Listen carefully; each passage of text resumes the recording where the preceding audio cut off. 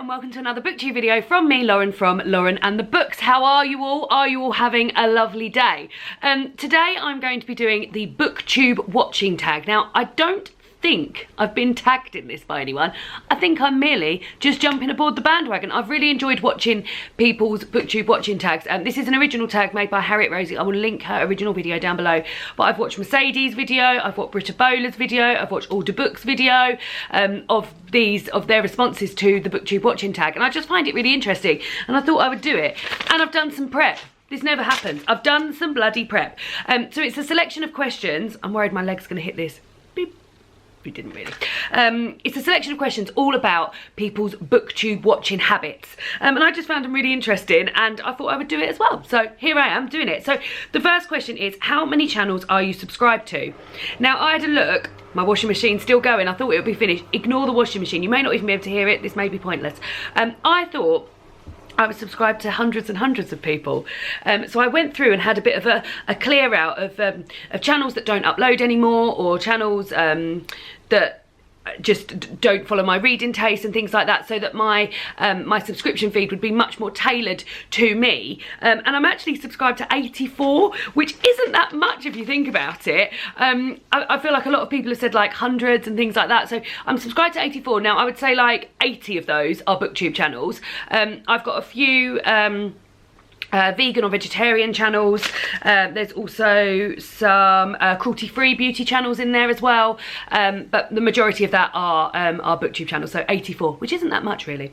Question 2 is, when do you normally watch Booktube? So every morning I watch about 3 Booktube videos when I'm getting ready for work, and that is my main core. Like, I know without a doubt in the morning I will be watching 3 Booktube videos, and what I do is I go through my subscription feed whenever I get a chance really, and add videos to my watch later. So I don't watch live from my subscription feed. I always watch from my watch later list. So it means sometimes I'm watching videos like a bit later than which they come out, because I do watch them in order. At the moment I've got I've got one. I've got the Book Castles, Alice from the Book Castle. I've got her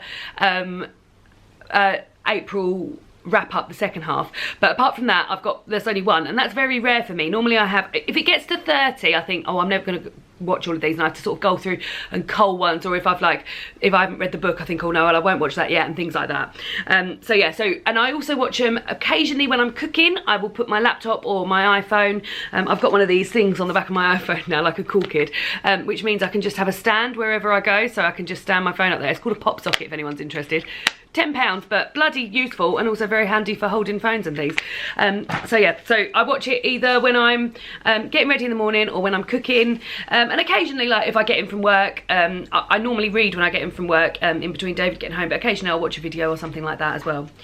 Question 3 is, how do you balance Booktube watching, reading and making your own videos? So I have a Thursday. Today is a Thursday. I take every other Thursday off from work, and I use that day to make Booktube videos. So that's probably my main filming day. I also try and film as much ahead as possible, which doesn't always happen. I was very good at this during Vlogmas, where I was filming like loads ahead, but I always try to have a video ready. You're being very cute up there, Minnie. So that's how I film my videos. I guess they don't really impinge upon other times. So I wouldn't be reading in the morning anyway when I'm getting ready. I wouldn't be reading. Sometimes if I'm cooking, I listen to an audiobook. So that's the only time I would probably be like, oh well, I've got loads of videos on my watch later list, or there's something I really want to watch, as opposed to listening to my audiobook. So yeah, I guess the times that I watch Booktube and reading or and making my own videos, they don't always come together, like they don't overlap, so it's never really been much of a problem for balancing for me. So that's how I do it. Question 4 is there a difference between videos you like watching and videos you like making?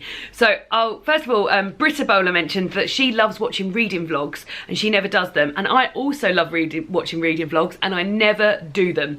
I am just rubbish at them. I start them, I've done it about 3 times where I've started, particularly last summer when I was in a slump. I was like, oh, well, what I'll do, I will film every time I finish a book, I'll film it, or every time I'm reading a book or I've got time reading, I'll film it, and then that will encourage me to read, and it didn't help at all. So I really like watching them, and I absolutely doff my hat to those who do them. 2 people that I can think of that I really enjoy watching: Helen Jepperson, she does them every month, and Vanessa from Chbosky, she does reading vlogs as well, which I really enjoy watching. And I just think, well done, because I've tried so many times to start doing them. If you've got any tips on how you guys, or how anyone who does reading vlogs do them, then please let me know, because I just lose heart by the end of the month. So that's one video that I really enjoy watching, but I would never make. I also really like watching like stop motion videos and like top down. So like A Case for Books, Anna from A Case for Books, she doesn't make so many videos anymore, but she used to do amazing videos. She was never in her videos. I will link a few of her videos down below, videos, where she would do like what books were coming out that month, and she would have them all beautifully laid out and things like that. And I really appreciate and like watching those too, but I just don't have the patience to do it. In terms of videos that I enjoy filming, so although I love filming my booktube videos, I really enjoy filming my videos like my cruelty-free videos about cruelty-free beauty. I challenge myself to buy a number of cruelty-free beauty products with a certain amount of money. I'm doing an alphabet series where I'm working my way through the alphabet, talking about issues that are important to me, and I love filming with other people as well. So yeah, they're the videos that I love making. They're the videos I feel not nervous about, but when I put them up, I'm like, oh goodness me, what reaction are they going to get? Particularly a video like my body positivity video or my anxiety video as well. Things that are really close to my heart are the videos that I'm like, oh god, what is it going to be like? So yeah, that's the difference from me. Number 5 is, who is the first booktuber you subscribed to, and do you still watch them? So the first booktuber I subscribed to was Sanne from Books and Quills. I'll tell you the story. You may well have heard this story. I tell it all the time, but the reason I got into booktube is I was looking for a book to read next, and the way I used to find books before I started booktube was that I would look at what films were being made into what books were being made into films in the upcoming years, and I would then read them, or I'd go on the Richard and Judy book club, which is a book club run by one of the by 2 people who are big TV presenters. They're TV presenters in the UK. They run it in conjunction with a bookshop here, a bookshop chain. And then one day I was just Googling like, what book should I read next? And I was like, maybe I could get into reading book blogs. And I read like, what book should I read next? Book blog. And a page from the Book People, which is a website that sells books, came up with 10 booktubers on, and all these people had channels on YouTube where they would talk about books, and the first video I watched was Sanne from Books and Quills.